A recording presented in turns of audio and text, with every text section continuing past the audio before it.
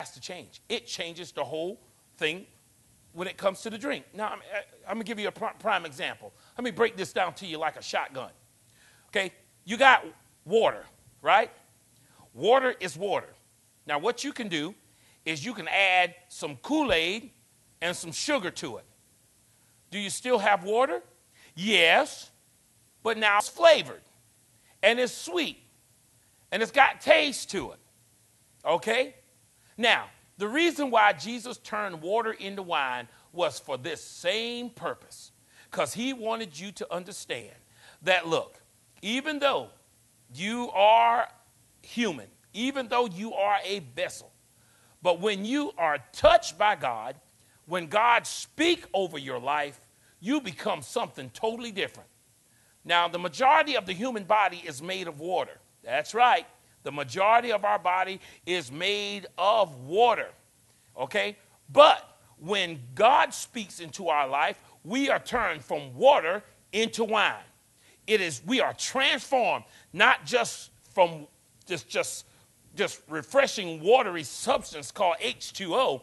We're turned into wine, something sweet, delicious, and that people will drink.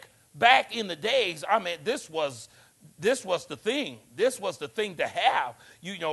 To have wine at your wedding, to have wine at your get-togethers, and it was just like the best thing you could have. And so he says, now look, I made you, I created you, I made you a new bottle.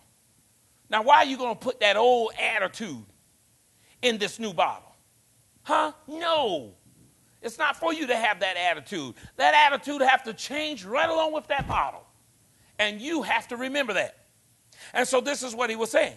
He says, and the man putteth new wine, and no man putteth new wine in an old bottle, else the new wine doeth bust the bottle, and the wine is spilled. Okay, now let's talk about that. The new wine ain't going to last unless the bottle is new. Let me say that again. God's Spirit is not going to last in a body that has a bad attitude. Now, I know you think so. I think many people think God's going to make an exception because it's you, but there is no exception. The Spirit of God is not going to flourish in a body that has a bad attitude. And so therefore, he says when the new wine comes in and it's an old bottle, it's going to bust. You know why it's going to bust? Because it's not going to stay there. Nobody wants to drink from that. Nobody wants any of that. Could you imagine having a glass of Kool-Aid? Someone offer you a glass of Kool-Aid and you look into it and you find out that there's cockroaches and maggots and bugs floating around in it. You can have a drink, but I'm sure not. And some people think it's okay, but there's a problem. Look in the glass. It'll tell you this is something you don't need to be drinking. This is something that doesn't need to be here. This is something that needs to be cleaned. This is something that needs to be new. And this is what I'm saying to you right now. And so Jesus said, hey, else the new wine doeth burst the bottles, and the wine is spilled out. The Holy Spirit is not going to stay in an unclean place. You got a bad attitude. I don't care who you are. Deacon, preacher, it doesn't matter.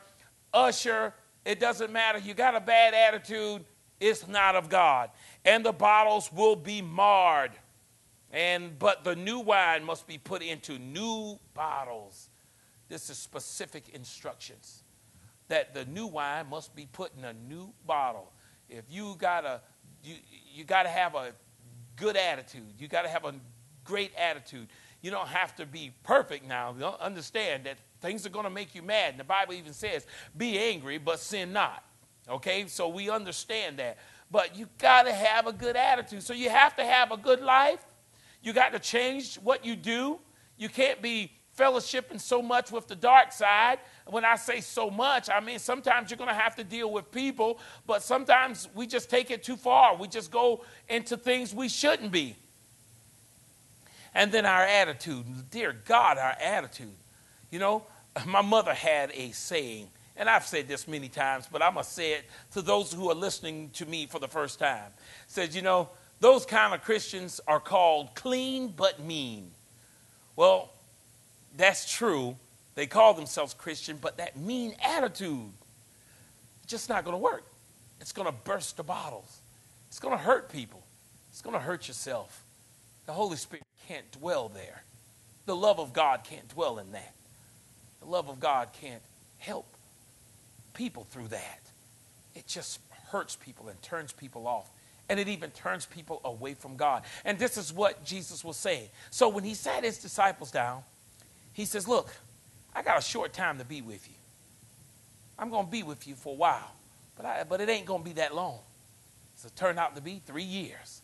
And he says, the first thing I need to do is tell you, now that you've changed and transformed yourself, okay, you can't have your cake and eat it too.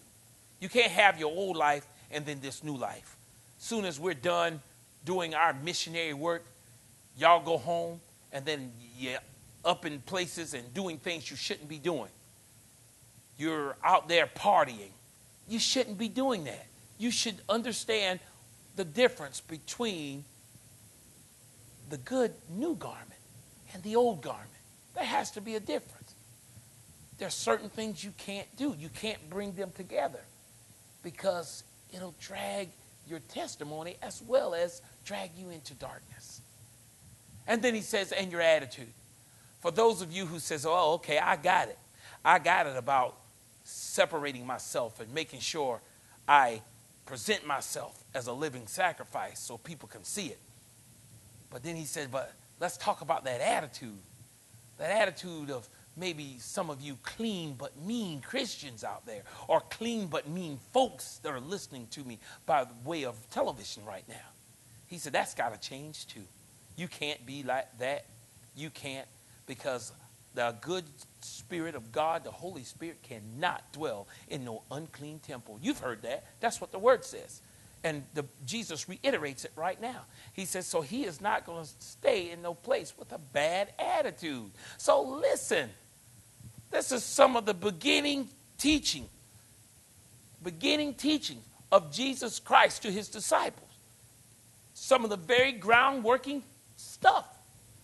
And I think some people bypass this. And we got to stop bypassing it. We just walk right on past that. Let's go ahead and get to the good stuff. That other stuff, I don't feel like that's too important. Yes, it is. It is very important to change your attitude and change your lifestyle. You can't just say I'm a Christian and do anything you want. If that's the case, then everybody's a Christian. And then we shouldn't even separate ourselves. Then why call ourselves a Christian when everybody is one? Because there's a difference between the world and Christians, because we are Christ-like. And if Christ separated himself, we should separate ourselves from darkness.